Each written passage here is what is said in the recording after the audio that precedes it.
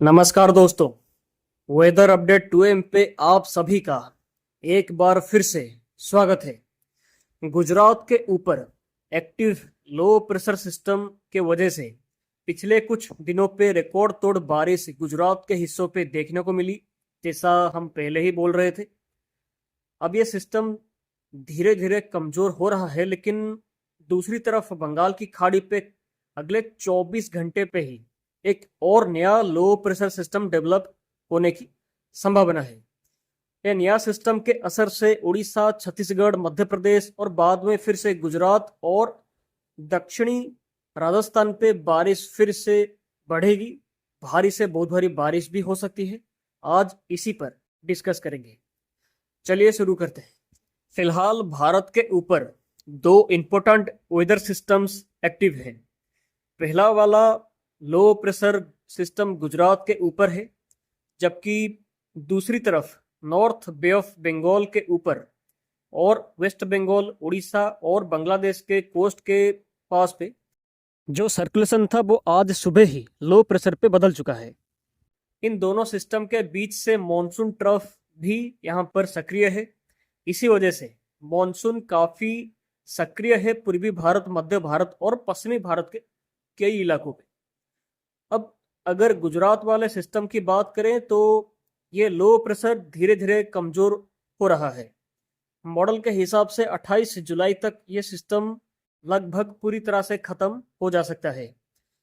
But इसका मतलब ये नहीं कि गुजरात पे तुरंत बारिश बंद हो जाएगी। अगले लगभग 2 दिन यानी 26 और 27 जुलाई तक गुजरात, सौराष्ट्र, कच्छ और दक्षिणी पूर्वी पाकिस्तान के कई इलाकों पे अच्छी बारिश जारी रह सकती है। लेकिन जो पिछले कुछ दिनों पे एक्सट्रीम हेवी रेनफॉल हो रही थी, अब वो नहीं होगी। खासकर 31 जुलाई तक कोई और बड़ा बारिश गुजरात पे होने की संभावना नहीं है, लेकिन 31 से फिर से बढ़ेगी। इस पर आगे डिस्कस करेंगे। तो अब फोकस शिफ्ट हो रहा है बंगाल की खाड़ी पे, क्योंकि लो प्रेशर सिस्टम आज सुबह ही हमारे एनालिसिस के हिसाब से फॉर्मेशन कर चुका है। इसी नए सिस्टम के वजह से उड़ीसा और छत्तीसगढ़ पे ज़्यादा से ज़्यादा बारिश हो सकती है। तो लेटेस्ट एनालिसिस के हिसाब से जो लो प्रेशर है बंगाल की खाड़ी के नॉर्थ पार्ट पे, ये अगले 24 घंटे पे और भी इंटेंसिफाई हो सकता है। संभावना है कि अगले 24 घंटे पे ये गहरा कम दबाव का रूप भी ले सकता है। अगर सिस्टम एक्सपेक्टेड तरीके से बनता है तो 27 या 28 जुलाई के आसपास ये डिप्रेशन का रूप भी ले सकता है। इसका इंटेंसिफिकेशन करने की संभावना ज़्यादा है, क्योंकि कंडीशन यहाँ पर सपोर्टिव है। बट अगर इसका ट्रैक के बारे में बात करें तो ये सिस्टम 28 जुलाई के आसपास नॉर्थ उड़ीसा के कोस्ट के पास पे क्रॉस कर सकता है। क्रॉस करने के बाद ये सिस्टम धीरे धीरे वेस्ट नॉर्थ वेस्ट डायरेक्शन पे यानी पश्चिम उत्तर पश्चिम पे आगे बढ़ेगा और 29 जुलाई तक इसका सेंटर साउथ झारखंड और नॉर्थ छत्तीसगढ़ से होके आगे जा सकता है। उसके बाद 30 से 31 जुलाई के दौरान ये पूरे मध्य प्रदेश को क्रॉस कर सकता है। पूरे पूर्वी मध्य प्रदेश और पश्चिमी मध्य प्रदेश को भी 30 से 31 जुलाई के दौरान क्रॉस कर सकता है। यहाँ पर भी बारिश बढ़ेगी, आगे बात करेंगे। और 1 अगस्त से 3 अगस्त के बीच ये सिस्टम फिर से गुजरात और दक्षिणी राजस्थान के पास पहुंच सकता है। अब ये सिस्टम से किस राज्य पे कैसी बारिश होगी और कहाँ ज़्यादा बारिश होगी, इस पर बात करें तो सबसे पहले उड़ीसा पे बारिश बढ़ेगी। आज से ही उड़ीसा और वेस्ट बंगाल के हिस्सों पे बारिश बढ़ेगी। बट 26 जुलाई से रेनफॉल एक्टिविटी और भी ज़्यादा इंक्रीज हो सकता है। खासकर 26 जुलाई से 29 जुलाई के दौरान मॉडल को देखेंगे तो आप स्क्रीन पर देख सकते हैं कि coastal Orissa, north Orissa, central Orissa के साथ वेस्टर्न उड़ीसा के जो हिस्से हैं वहां पर लगातार भारी से बहुत भारी बारिश देखने को मिल सकती है। कई इलाकों पे 200 से 300 mm तक भी बारिश उड़ीसा पे हो सकती है ये टाइम के दौरान, इस सिस्टम के असर से। आप यहाँ पर ECMWF AI मॉडल का फोरकास्ट के हिसाब से साफ साफ बारिश का संभावना को देख सकते हैं। कई जगह पर आइसोलेटेड एक्सट्रीम हेवी रेनफॉल भी हो सकती है उड़ीसा पे। वेस्ट बंगाल पे कुछ हिस्सों पे भी भारी बारिश होगी, लेकिन ज़्यादा इफेक्ट उड़ीसा पे रह सकती है। अब जब सिस्टम उड़ीसा को क्रॉस करने के बाद जब छत्तीसगढ़ की तरफ आगे जाएगा तो उसके चलते 28 जुलाई से 30 जुलाई के दौरान छत्तीसगढ़ के कई इलाकों पे wide spread heavy to very heavy rainfall देखने को मिल सकती है।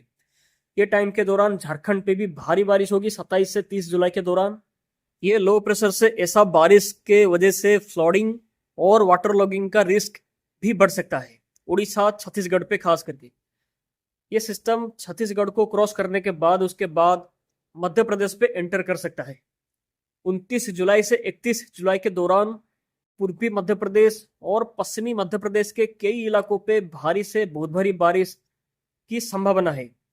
आप यहाँ पर मॉडल पे देख सकते हैं। यानी मध्य प्रदेश पे 29 से 31 जुलाई के दौरान अच्छी बारिश ये सिस्टम से हो सकती है। तो 31 जुलाई के बाद एक बार फिर से गुजरात पे बारिश बढ़ेगी।